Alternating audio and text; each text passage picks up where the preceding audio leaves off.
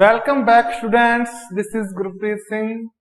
हम डिस्कस कर रहे थे मुगल इन्वेजन के बारे में। हमने देखा किस तरह से एक इस्लामिक आइडियोलॉजी इंडिया की तरफ आई। उन्होंने इंडिया को अपने घर बनाने की कोशिश की क्योंकि यहाँ के रिसोर्सेज ने, यहाँ की वेल्थ ने उनको अपनी तरफ खींचा। इससे पहले हमने जाना किस तरह से जो अफगान थे उन्होंने इंडिया पर अटैक किया। थे सभी मुगल, लेकिन अलग अलग रीजन से आने के कारण उनको अलग अलग नाम दिया गया है, इसीलिए यहाँ पर अपने टाइप्स लिखा है। तो अब हम बात करेंगे फरगना। फरगना ये बेसिकली मिडिल ईस्ट में कुछ जगह है। फरगना में एक थे वहां के सुल्तान का नाम था उमर शेख मिर्जा।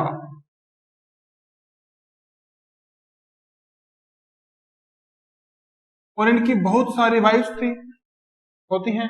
उनमें से एक थी फतलुग निगार। फतलुग निगार, इन दोनों ने एक बच्चे को जन्म दिया जिसका नाम था बाबर। तो बाबर आते ही सभी का ध्यान चला गया मुगल्स की तरफ। तो देखिए बाबर बना, ये जो था चंगेज खान की डायनेस्टी का 14th सक्सीडर था, ठीक है ना। उनका डिसेंडेंट था चंगेज खान का। कौन सा? 14th। ओके बच्चों, और इसका जन्म, इसका बॉर्न हुआ था 1483 में। लेकिन जब ये था 11 ईयर्स ओल्ड तो एक इसके साथ थोड़ा सा किस्सा हो गया बच्चों कि इसके जो पिताजी थे उमर शेख साहब, ये स्वर्ग सिधार गए। स्वर्ग तो नहीं कहते, ये चले गए जहन्नुम में और इनका इंतकाल हो गया। इंतकाल यानी कि डेथ हो जाना। और देखिए बच्चों क्या था कि उस टाइम में ये वहां के सुल्तान बने, लेकिन वहां पर रिसोर्सेज बहुत कम थे।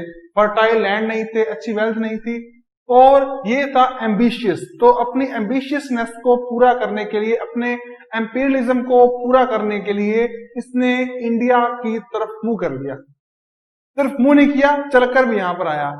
उस टाइम इसके साथ अप्रोक्सीमेट 1200 लोग थे जो इसके साथ इंडिया आए थे,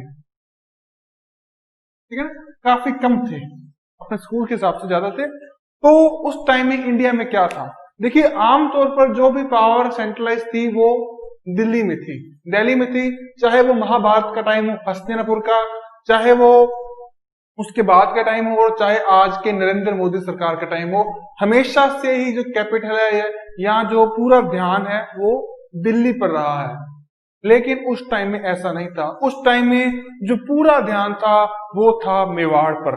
क्या था ऐसा मेवाड़ में? मेवाड़ में था एक गुहिल वंश, गुहिल डायनेस्टी, जिसमें थे महाराणा सांगा। तो आज जानेंगे अपने महाराणा सांगा के बारे में। तो एक बार अकबर को, इसको बाबर को रखेंगे साइड में। अब कहानी को थोड़ा सा बैक फास्ट फॉरवर्ड करेंगे, कहां पर? 16th सेंचुरी में महाराणा सांगा।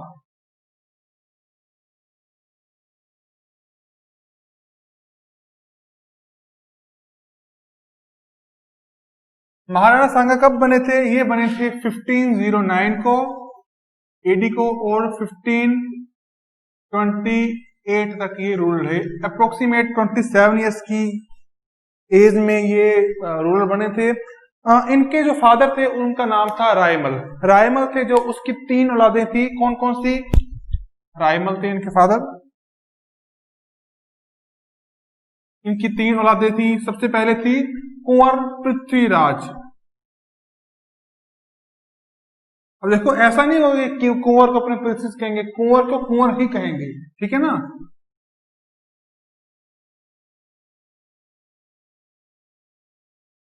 दूसरा था यहां पर जय, और सबसे छोटा था भाई राणा सांगा या संग्राम सिंह।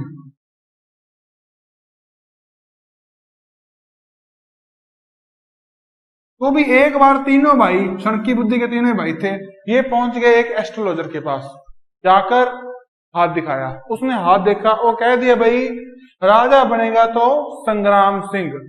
ये बात सुनते ही इन दोनों की आईब्रो ऊपर हो गई कि हम क्यों नहीं बनेंगे भाई, हम तो बड़े हैं। पृथ्वीराज, इसकी थोड़ा सा दिमाग गर्म रहता था, इसने निकाली एक तलवार और इसके संग्राम सिंह के मारी। इसके उसकी एक आंख फूट गई। वो भागा पीछे पीछे, ये दोनों आगे आगे। ये आगे खड़ा था इनका चाचा यानी कि रायमल का भाई, उसका नाम था सारंगदेव।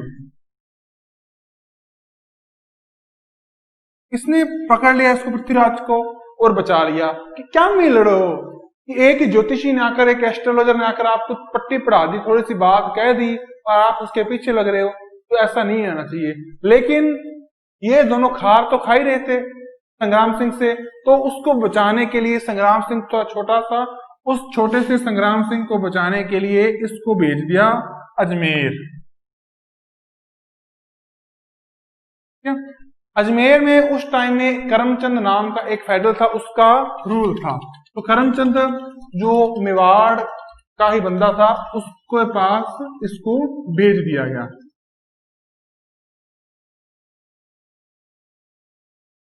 राणा सांगा की अपब्रिंगिंग वहीं पर हुई, वहीं पर रहकर उन्होंने सब कुछ सीखा। अब बच्चों, बात है कि जब वो बड़े हो गए तो लायक तो संग्राम सिंह ही था, ठीक है ना। वो अच्छा वॉरियर था, अच्छा उसको डिप्लोमेसी आती थी, हर तरीके में वो अच्छा था। तो उसने मेवाड़ पर अपना रूल करना शुरू कर दिया। लेकिन उसको थोड़ी सी इसमें दिक्कतें आई। कौन कौन सी दिक्कतें आई? जिसमें से सबसे पहले उसके अंदर ही, उसके स्टेट के अंदर ही थोड़ी सी चुल मचा रखी थी कि इन्होंने, इसके भाइयों ने। वो तो हो गए शांत, उसने शांत कर दी। लेकिन उसके बाद सबसे पहले उसको दिक्कत आई गुजरात में। अरे गुजरात वाले तो हमेशा ही पंगेखोर रहते हैं। इससे पहले, इसके दादा के समय में, कुंभा के टाइम में भी गुजरात और मालवा के राजाओं ने चुल मचा रखी थी। तो देखेंगे गुजरात में क्या कांड हुए। गुजरात, बच्चों गुजरात के साथ इसका कोई सीधा पंगा नहीं था, इसके पंगे और थे। एक स्टेट था इडर, ठीक है ना। इडर में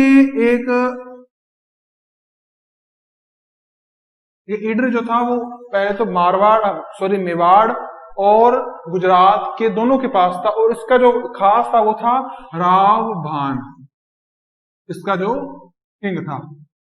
अब राव बान के दो औलादें थी, एक तो था सूर्यमल और दूसरा था भीम। अब ये मर गया भाई रावबान। इसके मरने के बाद बच्चा इसका था सूर्यमल, ये बना वहां का रूरल, भीम नहीं बना। तो अभी लिखी थी जितनी उतनी इसने भोग ली। 18 मंथ तक, 18 मंथ तक ये रहा वहां का किंग। उसके बाद भाई साहब ये मर गए। अब ये मर गए तो उसके बाद बनेगा इसका बच्चा रायमल। रायमल बन गया वहां का किंग। लेकिन भीम ने अपनी आईब्रो ऊपर कर ली, ये किया मैं बड़ा हूं। तो ये इसके साथ जाके इसकी लड़ाई होगी। भीम था वो रायमल से बड़ा था, उसको ज्यादा डिप्लोमेसी आती थी, अच्छा वो योद्धा था, वॉरियर था, इसलिए उसने ईडर को जीत लिया। अब भी ये रायमल ये बिलकता बिलकता किसके पास आएगा? ये आएगा सांगा के पास, फिर मन्ने मेरे राज्य पाछो दिलाओ।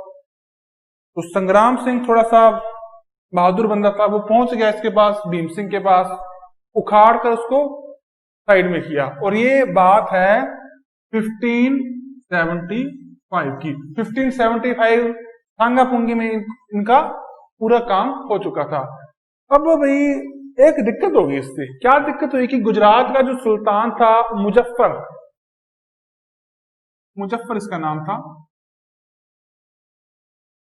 इसको ना ये वाली बात जची नहीं। कौन सी बात? कि भीम को हटाकर रायमल को वहां का किंग बना दिया गया है। क्यों? क्योंकि भीम को किंग बनने में मदद की थी इन भाई साहब ने, मुजफ्फर ने। तो भाई साहब इनकी बुद्धि ठनक गई। इन्होंने क्या किया कि अहमद नगर का एक जागीरदार था, उसको भेज दिया राणा पर अटैक करने के लिए। उसका नाम था निजाम उल मुल्क। कैसे नाम है? उल्टी आ रही है। निजाम उल मुल्क। निजाम उल मुल्क अपनी फोर्स लेकर पहुंच गया अभी राणा से लड़ने के लिए, लेकिन ज्यादा टाइम तक टिक नहीं पाया। फिर भी इसने ईडर पर तो अपना कब्जा कर लिया, उसको कॉन्कर कर लिया, लेकिन उसके बाद ये थोड़ा सा एम्बिशियस हो गया, ये चल पड़ा रायमल के पीछे। रायमल के पीछे चल पड़ा तो उसको मुंह की खानी पड़ी। ये देखकर मुजफ्फर जो था वो नाराज हो गया, किससे? इससे, इस बंदे से, निजाम उल मुल्क से। इसने कह दिया भाई साहब वापिस आ जाओ। इसके बाद भेजा गया मुबारिक जुल उल मुल्क, ऐसा नाम है ना, मुबारिक उल जुल मुल्क। इसको भेजा गया ईडर में, ठीक है ना। इसको वहां पर हाकिम बनाया गया। देखिए हाकिम एक एडमिनिस्ट्रेटर होता है, हाकिम का मीन है हुक्म देने वाला, ठीक है ना। तो उसको वहां पर एडमिनिस्ट्रेटर बनाया गया, कोई किंग नहीं बनाया गया। ये सारा कुछ चल रहा था, इतने में क्या हुआ भाई, ये जो था ना ये थोड़ा बड़बोला था। इसने कह दिया कि राणा सांगा कुत्ता है, यानी कि एक कुत्ते के साथ राणा सांगा को कंपेयर कर लिया, एक डॉग के साथ। तो ये बात सुनकर सांगा को गुस्सा आ गया, अभी ये क्या बोला है, ठीक है ना। तो सांगा और एक वागड़, सांगा प्लस वागड़ के किंग थे उदय सिंह।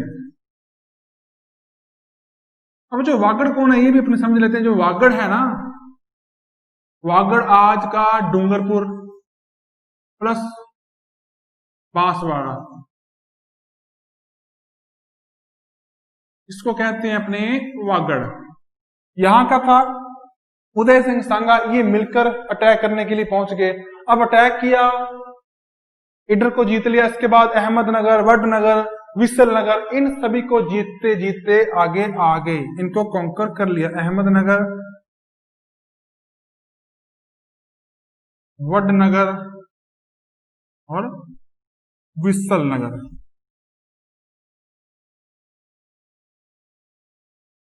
ओके बच्चों, लेकिन इस हार का रिवेंज लेने के लिए, इसका बदला लेने के लिए जो सुल्तान थे 1520 को आदम के, 1520 को इन्होंने अपने दो कमांडर्स थे, एक तो मलिक अयाज और दूसरा था किवाल उल मुल्क। मलिक अयाज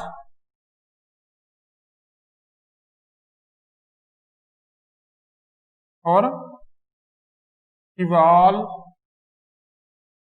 उल मुल्क, इन दोनों को भेज दिया अटैक करने के लिए, लेकिन भेजा दोनों को अलग अलग 1520 में। अब बच्चों अलग अलग भेजा, लेकिन इनकी दाल नहीं चली, ठीक है ना। कुछ लड़ाई लड़ी होगी, राणा सांगा ने इनके लगा दो तीन, भाग गए वापिस। अब बच्चों अपने बात करेंगे इनका जो दिल्ली के साथ पंगा था महाराणा सांगा का। क्या पंगा था दिल्ली में? कौन था बच्चों? इब्राहिम लोदी। अब इब्राहिम लोदी की पावर इतनी ज्यादा नहीं थी, क्योंकि सांगा की पावर ज्यादा हो रही थी।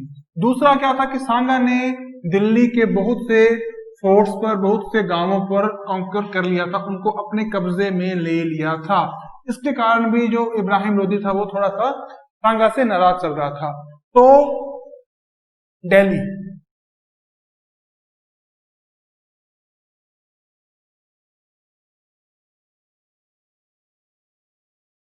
बच्चों क्या हुआ कि 1517, इसमें एक खातौली है कोटा के पास, 1570 को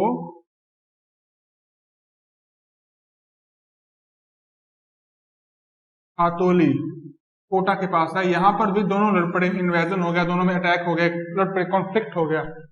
इस कॉन्फ्लिक्ट में जाहिर सी बात है राणा सांगा जीत गया। इसके बाद एक साल ही निकला कि 1518 में बाड़ी, बाड़ी है धौलपुर में, यहां पर भी अटैक हुआ दोनों का, दोनों में इन्वेजन हुआ, लेकिन इनकी बात नहीं बन पाई, ठीक है ना। अब जो इब्राहिम लोदी का अपना छोटा समूह लेकर वापस चला गया। इसके बाद बच्चों बात आएगी मालवा की। मालवा आज के एमपी, आज के मध्य प्रदेश का वेस्टर्न हिस्सा, ठीक है ना। तो बच्चों मालवा में कौन था? मालवा में था उस टाइम में महमूद खिलजी सेकंड।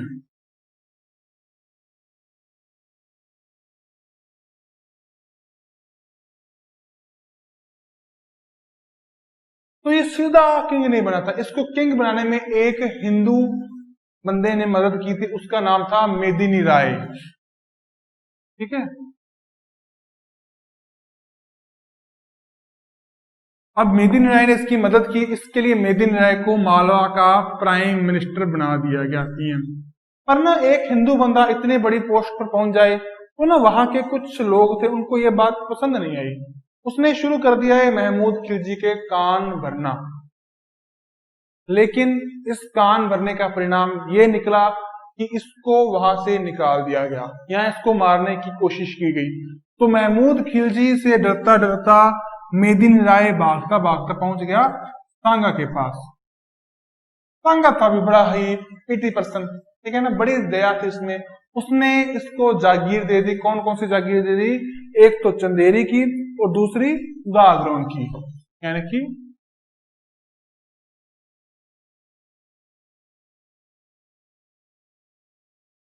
गागरोन कहां पर है बच्चों? झालावाड़ में या 12 में है, आप देखिए इसको।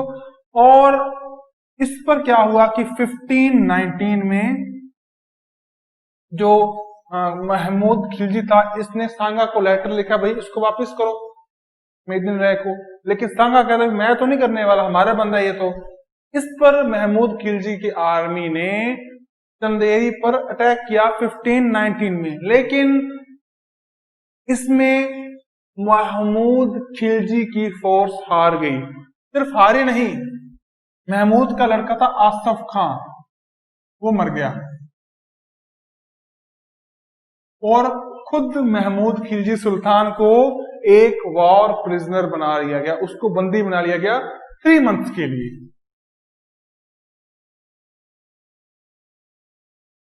देखिए इससे पहले उसका बुजुर्ग थे, उसके जो सीधे एक्सेंस्टर थे, उनको भी बंदी बनाया था किसने? कुंभा ने। उसका नाम भी महमूद खिलजी था।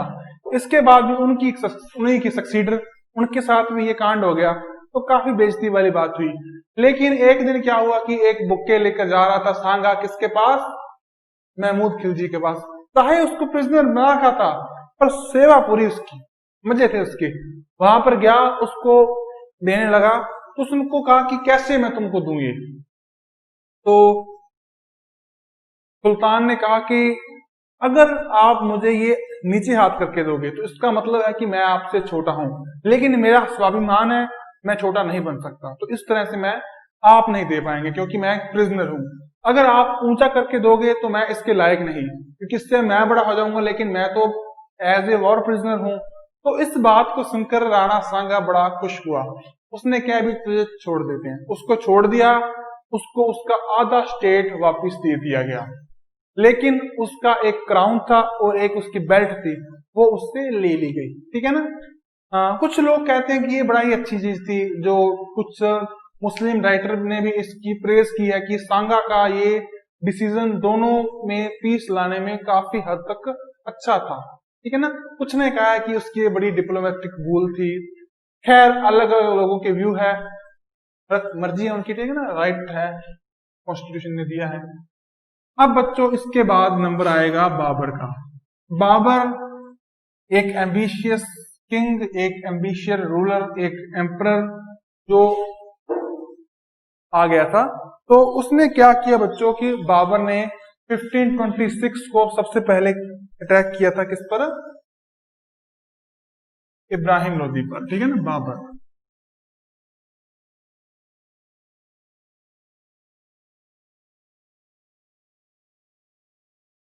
ठीक है ना।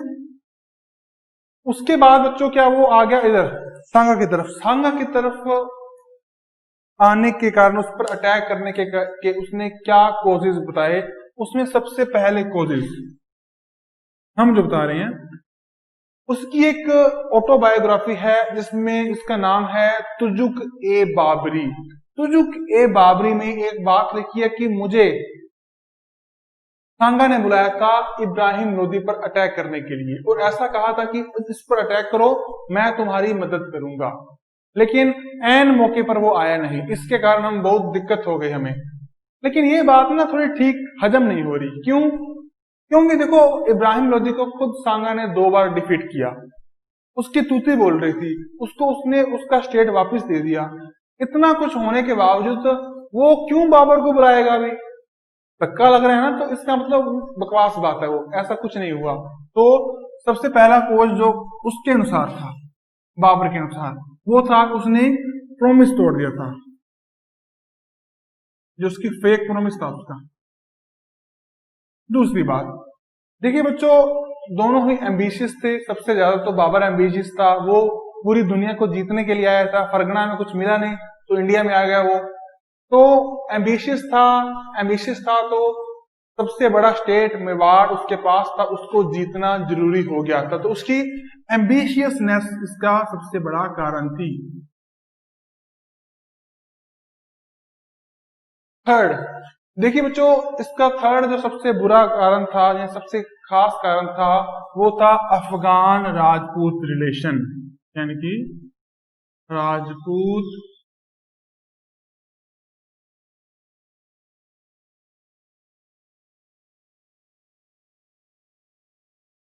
देखिए बच्चों, जब पहली बार पानीपत की फर्स्ट वॉर हुई तो इब्राहिम लोदी उसमें डिफीट हो गया, मारा गया। लेकिन उसका भाई महमूद लोदी और हसन खां मेवाती, ये दोनों भागकर कहां पर आ गए? मेवाड़ में। हसन खान मेवाती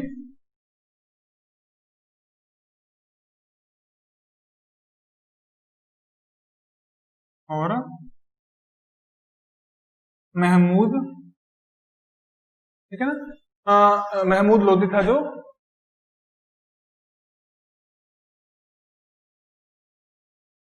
तो बाबर ने कहा कि भाई साहब इन दोनों को वापस कर दो, लेकिन सांगा ने ये वापस नहीं किया। इसके कारण वो कह रहा है कि अटैक हुआ। अब देखिए बच्चों, कितना भी बुरा किया हो चाहे लोदी ने, लेकिन कभी भी उसका रिवेंज सांगा ने नहीं लिया, बल्कि उसके भाई को और उसके कमांडर को प्रोटेक्ट किया। अब चौथा जो सबसे बड़ा कोज था, खंडार फोर्ट। खंडार फोर्ट जो था वो पहले दिल्ली में आता था, लेकिन जब दिल्ली की टेरिटरी कमजोर हो रही थी तो उसका फायदा उठाकर राणा सांगा ने उस पर कॉन्कर कर लिया उसे, ठीक है ना। इस तरह की कुछ बात हुई, और वहां के 200 विलेजेस थे उन पर भी कब्जा कर लिया, और वहां के जो मुस्लिम फैमिलीज थी उनको माइग्रेशन करना पड़ा, वो माइग्रेट होकर कहीं और चले गई। इसका हिसाब तो बनता ही था अकॉर्डिंग टू बाबर, ठीक है ना। हालांकि बाबर को कौन सी उसके जन्म में मिली थी वो जागीर, दिल्ली कौन सा उसको उसकी विरासत में मिली थी, वो भी उसने जीती थी ना, ठीक है। तो इस तरह के कुछ कांड थे जिसके कारण ये लड़ाई होनी अब जरूरी हो गई थी। अब देखिए, राणा सांगा की साइड में कौन कौन था? सबसे पहले तो मारवाड़, मारवाड़ का राजा, वहां का किंग मालदेव। अब मारवाड़ क्या है इसे समझते हैं। ये है मेवाड़, जो आज का उदयपुर है। इसके नीचे है वागड़, बांसवाड़ा, डूंगरपुर। यहां पर है मालवा, ओके। यहां पर था पहले रणथंभौर, अब नहीं था। यहां पर था दिल्ली, यहां था गुजरात,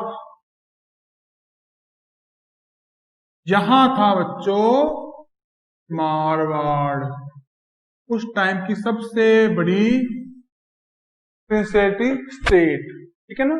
देखिए बच्चों, मारवाड़ आज का जोधपुर पाली ये रीजन है। इसके ऊपर खैर कभी बीकानेर ये साथ भी थे, कभी कभी ये अलग भी हो गए, बीकानेर से अलग बन गया। यहां पर था जैसलमेर, ठीक है। इस तरह से ये पूरा एरिया था। अब देखिए, मारवाड़, मारवाड़ का मालदेव, इसके अलावा आमेर का पृथ्वीराज, भद्राजुन का भारमाल, बीरम देव, वागड़ का उदय सिंह, सादरी का झाला, अज्जा, चंदेरी के राजा मेदिनी राय, उसके अलावा बीकानेर के प्रिंसेस थे कल्याण मल। इतने लोग इसके साथ थे। अब होगी शुरू लड़ाई। फरवरी 1527, भरतपुर का बयाना।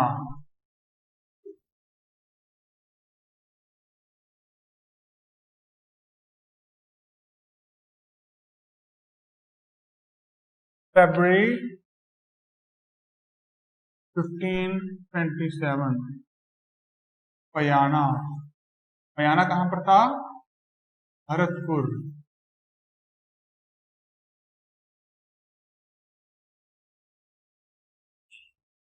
भरतपुर में दोनों फोर्सेस, दोनों आर्मी आमने सामने आ चुकी थी। मोहम्मद शरीफ नाम का एक कमांडर था जो कि बाबर की तरफ से आया था, मोहम्मद शरीफ।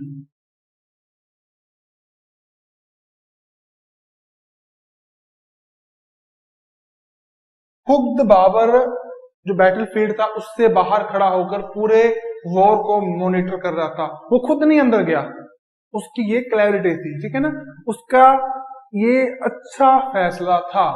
तो वो लड़ने लगा रायसेन, सॉरी, उसके बाद ये पूरी लड़ाई शुरू हो गई थी। इसके बाद क्या हुआ बच्चों की, जो राजपूत आर्मी थी वो उसमें आसानी से जीत गई, उसको दिक्कत नहीं हुई। लेकिन एक महीने बाद वो वापस आ गया मार्च में। तो मार्च में वो वापस आ गया, मार्च 1527।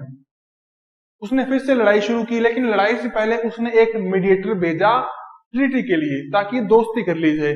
और इस मीडिएटर का जो नाम था वो था रायसेन का सलहदी तंवर।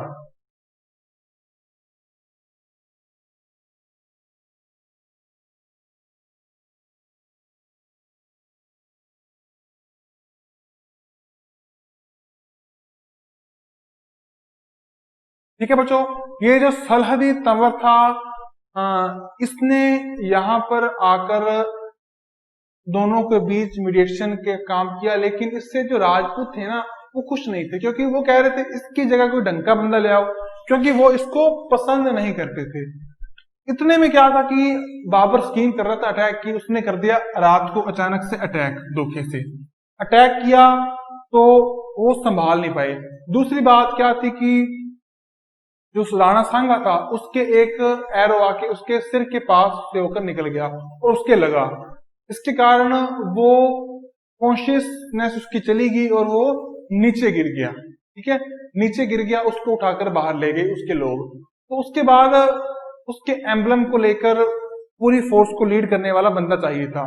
तो उसके लिए सुलुम्बर था, जो सुलुम्बर का रतन सिंह चुड़ावत, सुलुम्बर का कौन था, रतन सिंह चुड़ावत।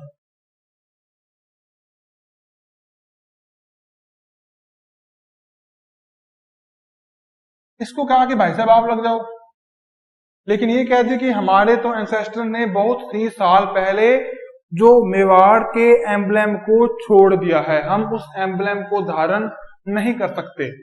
अब भाई किसी न किसी को तो पूरी फोर्स को लीड करना ही है ना। तो झाला अज्जा आए, झाला अज्जा आए।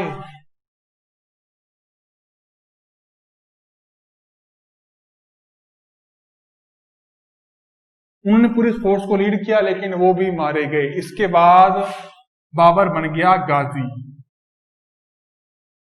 अब बच्चों इसके बाद सांगा के साथ क्या हुआ, उसको लेकर जाया गया दौसा के बसवा में। बसवा में जब उसको होश आया, जब उसकी कॉन्शियसनेस आई, उसने सभी को अच्छी तरह गालियां निकाली, भी क्यों इस तरह मुझे डरपोकों की तरह, कायरों की तरह ले आए, बहुत गालियां निकाली। उसके बाद उसको ले गए इरिच। ठीक है ना, वो क्या था, मैं तो लड़ाई करूंगा लड़ाई करूंगा। अब इनके पास फोर्स ही नहीं थी, ताकत ही नहीं थी, बाबर आ चुका, कैसे लड़ाई करें। तो कुछ सरदारों ने इसको पॉइजन दे दिया और ये वहीं पर मर गया।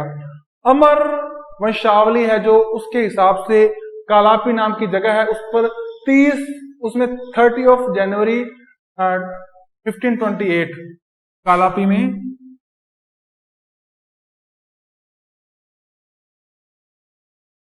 15 जनवरी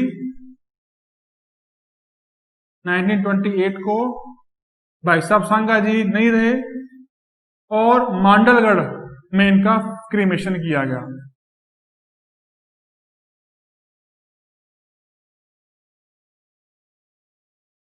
ठीक है ना बच्चों। इसके बाद बच्चों अपने इसका इवेल्युएशन करेंगे, सांगा कैसा था। सही बात है कि सांगा बहुत ही ब्रेव था। बचपन में क्या था, उसकी एक आंख चली गई थी।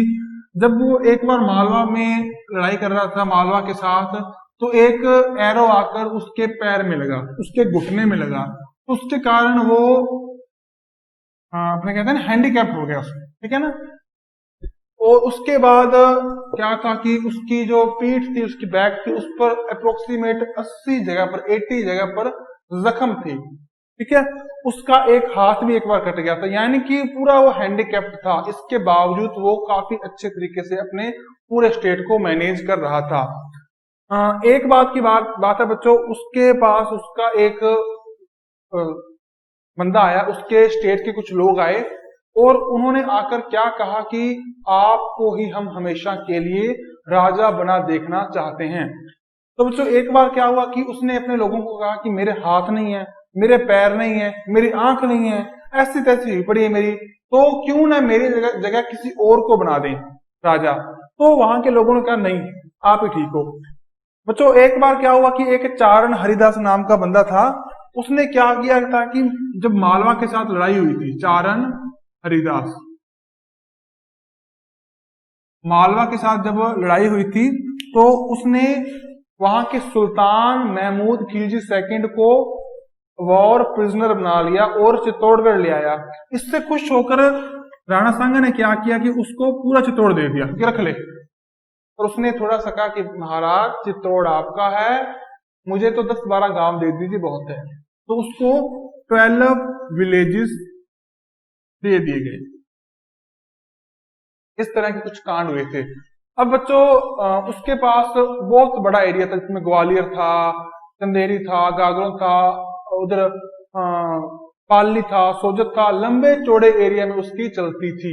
उसके पास जो उसकी एनुअल इनकम थी वो थी अप्रोक्सीमेट 100 मिलियन रुपीज, यानी कि अप्रोक्सीमेट 10 करोड़ रुपए।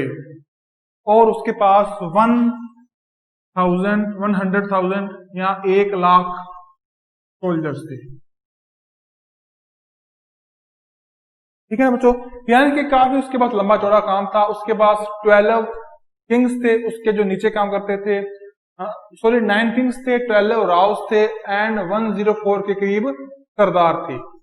यानी कि लंबा चौड़ा उसका सारा काम था। अब वो हार क्यों गया, क्या उसके कॉजेस थे? तो बच्चों देखिए, एक तो जो बाबर था ना, वो बहुत ही अच्छा स्पीकर था। जब पहली बार वो हार गया था सांगा से, तो उसने अपने फोर्स में इतना जोश भरा, उन्होंने फोर्स ने देखा था कि लोग कितने बहादुर हैं, राजपूत कितनी बहादुरी से लड़ते हैं, लेकिन उसने भी कह दिया भी अपने जिहाद करना है, अपने खाली हाथ घर पर नहीं जाना। घर पर चलेंगे तो अल्लाह को क्या मुंह दिखाएंगे, क्या करेंगे। उसने वाइन पर बैन लगा दिया, उसने बिल्कुल बैन लगा दिया कि आप कभी वाइन नहीं पियोगे। आपको कुरान की कसम कि जब तक आपके शरीर में जान है आप लड़ाई करोगे।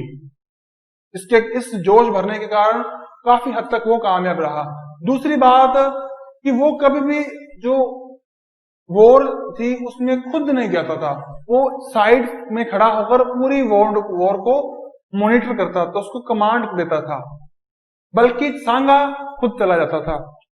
सांगा ने जब उसकी लड़ाई हुई बाबर के साथ, तो दूसरी बार लड़ाई में उसने कुछ ध्यान नहीं दिया। उसने ऐसा नहीं किया कि पहली बार में उसको पकड़ लिया हो, उसने छोड़ दिया, उसको आराम से लगा रहा, कोई तैयारी नहीं की। उसके पास तुलुगुमा मेथड था वॉर का, बाबर के पास तुलुगुमा, याद रखने वाली बात है। वो जो राजपूताना फोर्स थी वो उनके पास ट्रेडिशनल वेज थे लड़ने के लिए। जो बाबर था उसके पास बड़े बड़े बॉम्ब्स थे, तोपें थी उसके पास, इनके पास नहीं था। सबसे खास बात जो वो सबसे बड़े उनके पास इस तरह के एरो चलाने वाले लोग थे, बो और एरो चलाने वाले लोग थे, जैसे कि राजपूत के पास नहीं थे। राणा सांगा को क्या हुआ था, उसको तीर लगा था, एरो लगा था, ठीक है ना, जिसके कारण उसकी कॉन्शियसनेस चली गई थी। यानी कि जो तुर्किश थे वो अच्छे वॉरियर्स थे, इसमें कोई शक नहीं है। और एक खास बात कि सांगा हाथी पर बैठ गया चढ़कर। अब इतना ऊंचा ऑब्जेक्ट हो, एलिफेंट पर बैठा हो, उसको टारगेट करना कितना आसान रहेगा। बल्कि जो अरब्स थे या जो बाबर के लोग थे वो हॉर्सेस पर थे। हॉर्सेस तेज चलते हैं, एलिफेंट धीरे चलता है। एलिफेंट को अगर नुकसान हो जाए तो अपने ही लोगों को मारने लग जाता है। तो इस तरह से सांगा हार गया। सांगा के हारने के बाद लंबे टाइम तक कोई ऐसा योद्धा, ऐसा वॉरियर नहीं आया जो इनको चैलेंज कर सके। ओके बच्चों, इसके बाद अपने बात करेंगे चंद्रसेन की।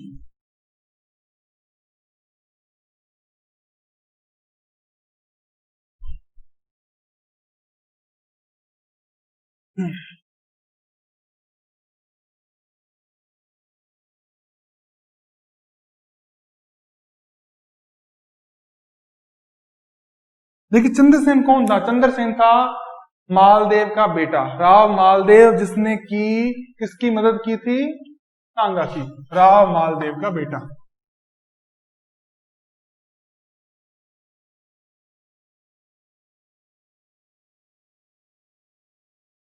जोधपुर का था और ये बना था 1562 में 81 तक।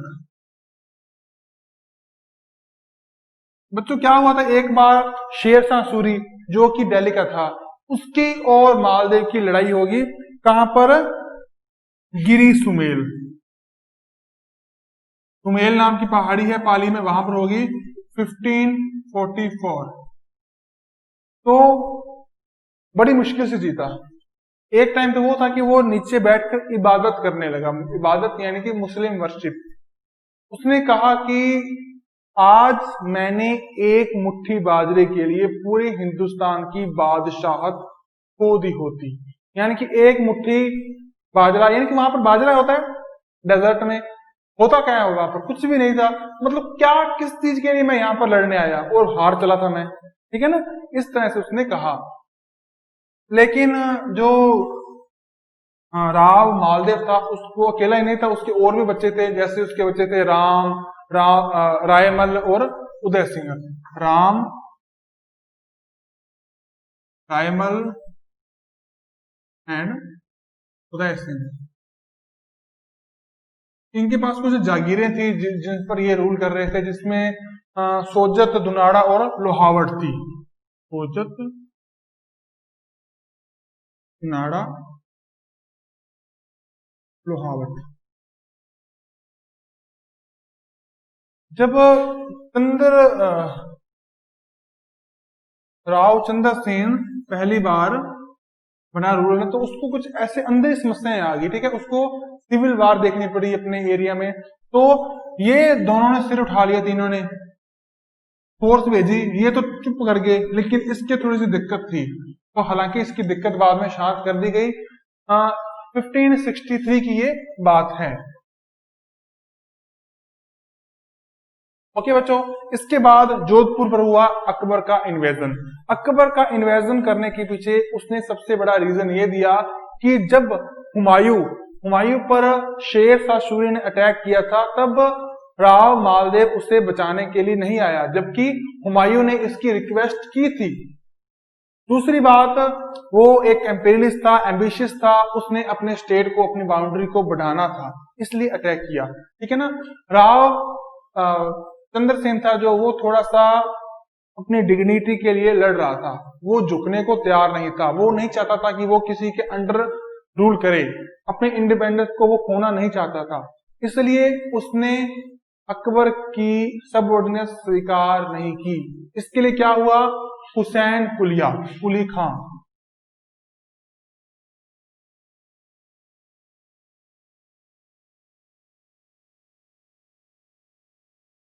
इसकी लीडरशिप में जो फोर्स आई जोधपुर, उसने थ्री टाइम्स पर अटैक किया जोधपुर पर, लेकिन फोर्ट था, कोई दिक्कत नहीं आई। लेकिन इसके बाद अप्रोक्सीमेट 10 मंथ तक जब वो बाहर से हिले ही नहीं, तब थोड़ी सी अंदर दिक्कत आ गई, खाने पीने की कमी आ गई, रिसोर्सेज कम हो गए। फिर चंद्रसेन जोधपुर को छोड़कर चला गया, ठीक है ना। इसके बाद क्या हुआ? नागौर कोर्ट लगी। नागौर कोर्ट में क्या हुआ? 1570 में लगी थी नागौर कोर्ट। बच्चों क्या थी ये? देखिए अकबर का रूल था, जैसे आज अपने मान लीजिए कि प्रधानमंत्री जी हैं, उनके नीचे छोटे छोटे से स्टेट हैं ना, इसी तरह अकबर था, वो पूरे इंडिया पर रूल कर रहा था। सीधा उसने किसी को नहीं जीता, उसने अपने सब ऑर्डिनेट्स बना लिए।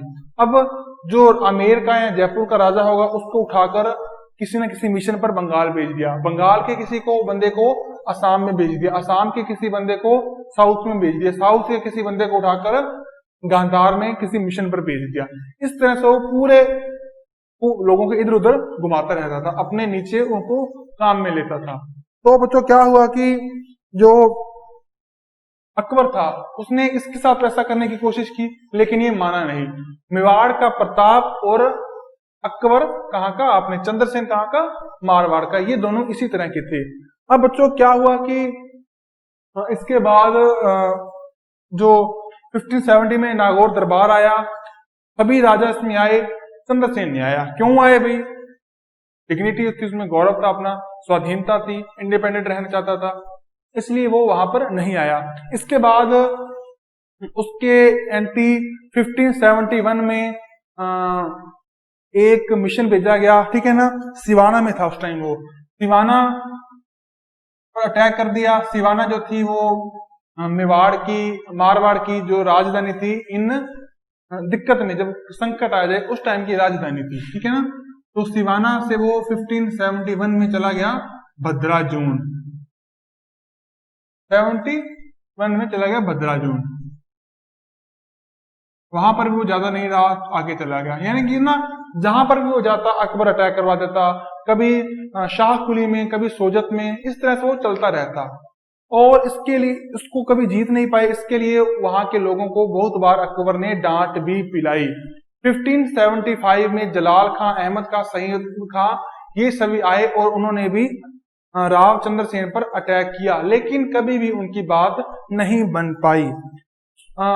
लास्ट में क्या था कि जब वो मर गया, चंद्रसेन मर गया, तो उसके सक्सीडर थे, उन्होंने वहां पर रूल करना शुरू कर दिया। अब देखिए एक खास बात है कि जितना हम प्रताप को याद करते हैं उतना हम चंद्रसेन को याद नहीं करते। क्यों? उसको क्यों हिस्ट्री से बुला दिया गया है? सबसे पहली बात है कि उसकी हिस्ट्री लिखने वाला कोई बचा नहीं। देखिए, चाहे मेवाड़ ने जितना भी बुरा टाइम देखा हो, लेकिन उसके सक्सीडर ही आगे जाकर अकबर के सेवा में चले गए थे। महाराणा प्रताप के बच्चा था ना अमर सिंह, वो चला गया था अकबर के पास, लेकिन चंद्रसेन के साथ ऐसा नहीं हुआ। चंद्रसेन की जगह उसके भाई या उसके चाचा, उनके जो सक्सीडर थे, वो अकबर की सेवा में गए थे। इसके कारण उसको ज्यादा याद नहीं किया जाता। दूसरा, उसने कभी अकबर की चमचागिरी नहीं की, नाम उनका होगा जो चमचागिरी करेंगे, ठीक है। इसके कारण हिस्ट्री से चंद्रसेन को बुला दिया गया है। ये लेक्चर यहीं तक था। आप अच्छी तरह से बुक में से इस लेक्चर को पढ़िए और तब तक के लिए हम अलविदा लेते हैं। Thank you.